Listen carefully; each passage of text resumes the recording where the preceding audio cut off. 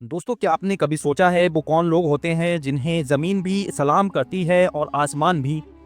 वो लोग जिनकी दुआओं से तूफान रुक जाते हैं, जिन्हें देखकर गुनहगार रो पड़ते हैं और जिनसे मिलकर इंसान बदल जाता है।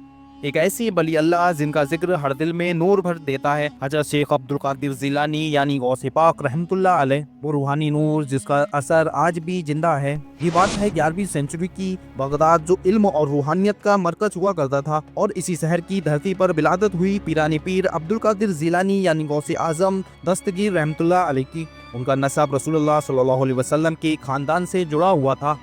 एक तरफ हजरत हसन रदी अल्लाह ताला अन्हो से सिलसिला, तो दूसरी तरफ हजरत हुसैन रदी अल्लाह ताला अन्हो से भी, यानी दोनों सिलसिलों का नूर एक साथ उनके खून में था। उनकी वालिदा एक पकदामन और मुत्तकी थीं, जो बचपन से ही उनके दिल में तकवा और अल्लाह का खौफ डालती थीं। एक बार की बात है, जब बचपन में अब्दुल कादिर जिलानी खेतों से गुजर रहे थे, उन्होंने देखा एक किसान अपने मजदूरों पर नाहक जुल्म कर रहा था। उनके दिल ने कहा, ये जुल्म अल्लाह को पसंद नहीं है, और उसी पल से उनका सफर शुरू हुआ सच और इंसाफ के रास्ते पर चलने का। उन्होंने अपनी वालिदा से इजाज़त मांगी और कहा, वालिदा, मैं इल्म हासिल करने जा रहा हूँ ताकि मैं लोगों को अल्लाह का रास्ता दिखा सकूँ। उनकी वालिदा ने आंसुओं के साथ कहा, बेटा, हमेशा सच बोलना, कभी झूठ नहीं। सफर लंबा था, बगदाद तक पहुंचने में कई दिन लग जाते थे। रास्ते के बीच में एक वाकया हुआ। काफिले को लूटने के लिए डाकुओं का एक गिरोह आ गया, सब मुसाफिरों को घेर लिया। जब वो अब्दुल कादिर जिलानी रहमतुल्लाह अलैह के पास आए तो उन्होंने पूरी मासूमियत के साथ कहा, मेरे पास सिर्फ 40 दिनार हैं, कपड़ों के नीचे सिलकर रखे हुए। लुटेरे एक पल के लिए रुक गए। एक जबान खुद बता रहा है कि पैसा कहाँ छुपा हुआ है।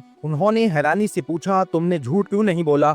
अब्दुल कादिर जिलानी ने सुकून भरी आवाज में कहा, मैं अपनी माँ से वादा करके निकला हूँ कि झूठ कभी नहीं बोलूंगा। ये सुनकर लुटेरे रो पड़े। उनके दिल का जुल्म नूर में बदल गया। उन्होंने कहा, बेटा, तुमने हमें अल्लाह याद दिला दिया। और उस काफिले के कई लुटेरे उसी वक्त अपने गुनाह छोड़कर उनके शागिर्द बन गए। बगदाद पहुंचकर उन्होंने इल्म का दरिया पाया। हदीस, तफसीर, फिक़ह और तसव्वुफ में ऐसी महारत हासिल की कि लोग उन्हें सुल्तानुल औलिया कहने लगे। हजरत गौसे पाक रहमतुल्लाह अलैह की मजलिस में हजारों लोग जमा होते थे। उनके अल्फाज ऐसे थे कि गुनहगार भी रो पड़ते और फकीर भी अपने दिल में नूर महसूस करते।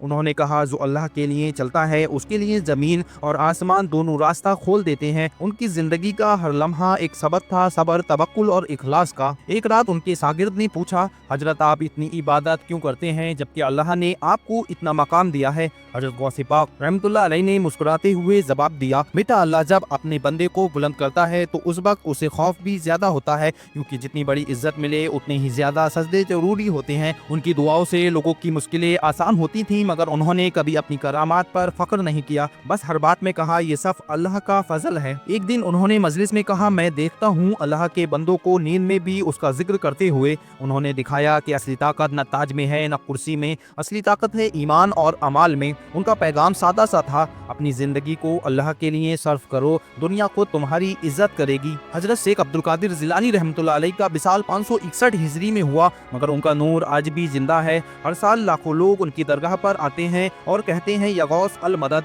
उनका पैगाम हर जमाने के लिए था, सबर, सच्चाई और सिर्फ अल्लाह से मोहब्बत। दोस्तों, जिंदगी का असल सुकून न माल में है, न दुनिया की शोहरत में, वो सुकून सिर्फ अल्लाह के जिक्र में है। आज एक बार दिल से बोलो, या अल्लाह, मुझे गौसे पाक रहमतुल्लाह अलैह जैसा ईमान और इखलास अता फरमा। और अगर आपको ये कहानी रूहानी तौर पर छू गई हो तो इस वीडियो को लाइक करें और चैनल को सब्सक्राइब करके बेल आइकन प्रेस कर दें।